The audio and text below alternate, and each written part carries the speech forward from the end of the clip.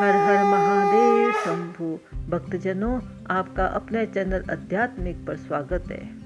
आज हम आपको लेके चल रहे हैं शिव के 12वें और अंतिम ज्योतिर्लिंग श्री कृष्णेश्वर ज्योतिर्लिंग। यह वह पावन स्थान है जहां शिव अपनी एक परम भक्त की अटूट श्रद्धा और क्षमा भाव से प्रसन्न होकर स्वयं प्रकट हुए थे।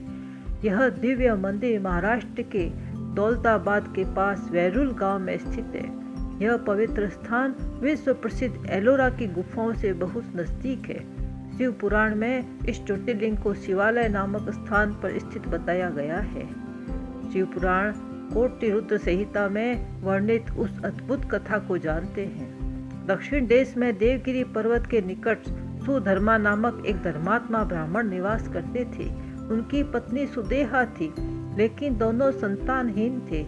संतान की चाह में सुदेहा ने अपने पति से अपनी छोटी बहन घुस्मा से विवाह करने का आग्रह किया।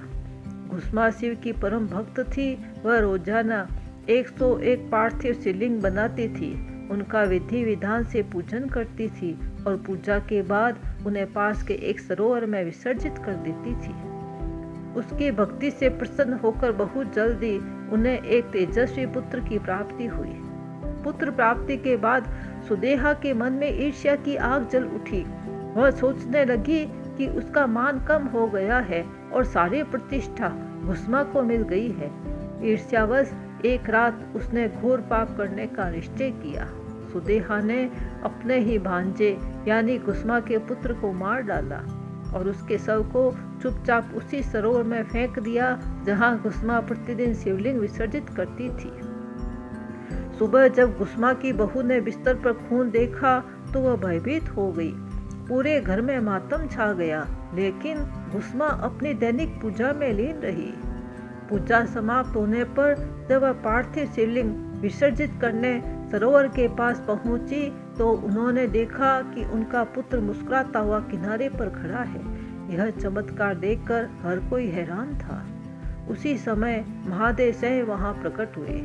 क्रोधित शिव सुदेहा को दंड देने के लिए त्रिशूल उठाने ही वाले थे कि भक्त घुस्मा ने शिव के चरण पकड़ लिए। उन्होंने अपनी ईर्ष्यालु बहन के लिए क्षमा मांगी और कहा कि उनका क्रोध शांत हो जाए। घुस्मा की इस अद्भुत दया और भक्ति से शिव इतने प्रसन्न हुए कि उन्होंने उनकी इच्छा पूरी की। शिव ने घुस्मा से वरदान मांगने को कहा। घुस्मा ने जगत कल्याण के लिए प्रार्थना की, हे प्रभु, आप इसी स्थान पर ज्योतिर्लिंग के रूप में हमेशा निवास